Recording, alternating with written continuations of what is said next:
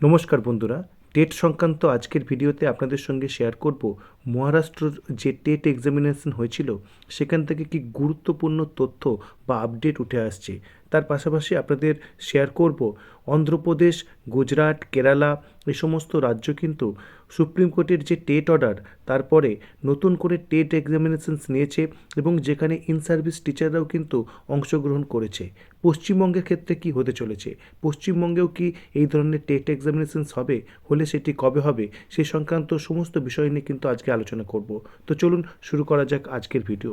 প্রথমেই আপনাদের জানাবো যে কয়েকদিন আগে কিন্তু আমরা অন্ধ্রপ্রদেশের যে টেট এক্সামিনেশনস হয়েছিল সেখানে ইন সার্ভিস টিচারদের ক্ষেত্রে দেখা গেছিল বিলো 50% পাসের রেট, এবং সেক্ষেত্রে কিন্তু একটি প্রশ্ন উঠে গেছিল যে এত বছরের বা দশকের পর দশক যাদের টিচিং এক্সপিরিয়েন্স রয়েছে তারা যদি এই যে পরীক্ষায় যদি ফেল করেন বা মাপকাঠিতেও যদি উতরাতে না পারেন, তাহলে এই পরীক্ষার যে মাপকাঠি সেটির কি গ্রহণযোগ্যতা রয়েছে, সে বিষয়ে কিন্তু প্রশ্ন উঠে গেছিল।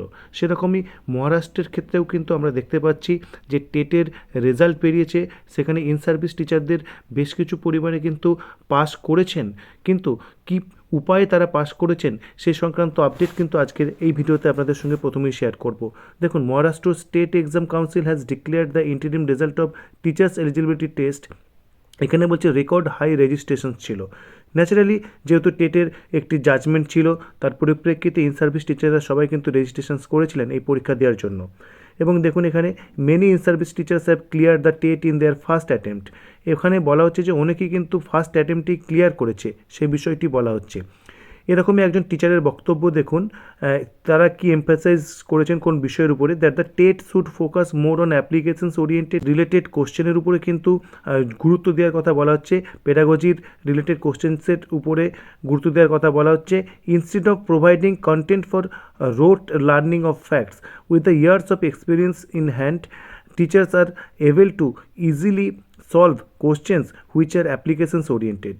সুতরাং এই যে দীর্ঘদিনের যে অভিজ্ঞতা তাদের রয়েছে, সেক্ষেত্রে অ্যাপ্লিকেশনস ওরিয়েন্টেড কোশ্চেন দিলে সেক্ষেত্রে সুবিধা হয় টিচারদের ক্ষেত্রে, সেই বিষয়টি কিন্তু এখানে উল্লেখ করা রয়েছে। তার পাশাপাশি কি বলা যায়, TET structure should focus more on pedagogy related questions. এখানে কিন্তু আবারও সে বিষয়টির উল্লেখ রয়েছে, অন্য একজন টিচার সেটির ক্ষেত্রে এমফাসাইজ করেছেন।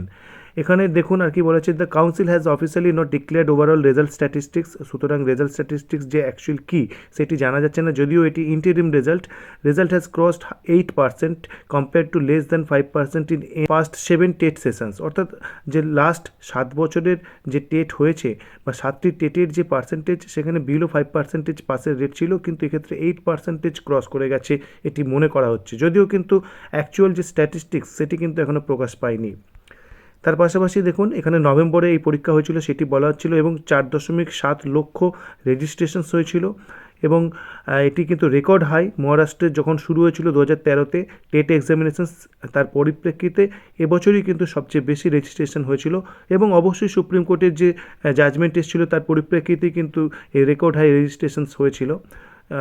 তার পাশাপাশি আপনারা দেখুন, a huge number of candidates are in service teachers who have manage to excel at the exam with the years of experience. সুতরাং এই যে বেশি পাসের যে পার্সেন্টেজ সেটি হয়েছে ইন সার্ভিস টিচারদের যে অংশগ্রহণ তার জন্য, সেটি কিন্তু উল্লেখ করা হয়েছে। The pass percentage is likely to increase further once council officially declares the figures, as many candidates under reserve category have been declared failed despite scoring 82 marks. সুতরাং রিজার্ভ ক্যাটাগরির ক্ষেত্রে কিছু একটি সমস্যা রয়েছে, সেটি যদি আপডেট হয় সেক্ষেত্রে আরও পাসের যে পার্সেন্টেজ হাই হবে সেটি বলা যায়। এবার প্রশ্ন হচ্ছে যে আমরা দেখতে পাচ্ছি অন্ধ্রপ্রদেশ সরকার কিন্তু টেট এক্সামিনেশনস নিয়েছে, বেশ কিছু টিচার সেখানে অংশগ্রহণ করেছেন এবং তারা পাস করেছেন, অনেকে পাস করতে পারেননি। মহারাষ্ট্র সরকারের ক্ষেত্রেও সেরকম আমরা দেখতে পাচ্ছি, গুজরাটেও কিন্তু টেট নেওয়া হয়েছে এবং কেরালাতেও কিন্তু টেট পরীক্ষা নেওয়া হয়েছে, এবং বেশ কিছু টিচার্স কিন্তু সেখানে অংশগ্রহণ করছেন। এখানে মূল যেটা বিষয় সেটা হচ্ছে এই পরীক্ষাগুলো কিন্তু সবই হয়েছে 1 সেপ্টেম্বর 2025-এর যে সুপ্রিম কোর্টের টেটের যে ভার্ডিক্ট তারপরে, অর্থাৎ টেটের যে ভার্ডিক্ট হওয়ার পরে বিভিন্ন রাজ্য কিন্তু তাদের যে রিভিউ পিটিশনস তারা যেমন ফাইল করছেন, তার পাশাপাশি কিন্তু পরীক্ষাও নিচ্ছেন, এবং এই পরীক্ষাতে কিন্তু দেখা যাচ্ছে অনেকেই অংশগ্রহণ করছেন। এবার প্রশ্ন হচ্ছে পশ্চিমবঙ্গের ক্ষেত্রে এই ধরনের পরীক্ষা কি হতে পারে এবং হলে সেটি কবে হতে পারে। যেটি জানা গেছে যে পশ্চিমবঙ্গের ক্ষেত্রে এই ধরনের পরীক্ষা কিন্তু নেওয়ার একটি স্কোপ বা একটি চান্স রয়েছে উইদিন মার্চ 2026।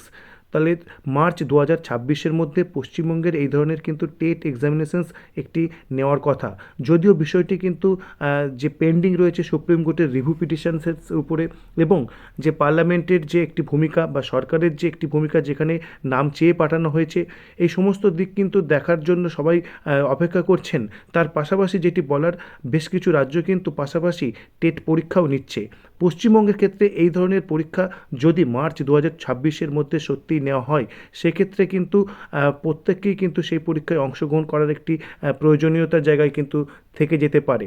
তো আশা করা যেতে পারে যে পশ্চিমবঙ্গের ক্ষেত্রে অন্তত মার্চ 2026-এর এই ধরনের পরীক্ষা নেওয়ার আগেই সমস্ত বিষয়টি রিভিউ পিটিশনের মাধ্যমে সমাধান হবে, বা যে সেন্ট্রাল গভর্নমেন্ট তার হস্তক্ষেপের মাধ্যমে সমাধান হবে, সেটুকু আমরা আশা করতে পারি।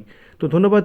এই ছিল আজকের আপডেট। পরবর্তী আপডেটের জন্য অবশ্যই চ্যানেলটি সাবস্ক্রাইব করুন এবং ভিডিওটি ভালো লাগলে লাইক, কমেন্ট এবং শেয়ার করুন। ধন্যবাদ।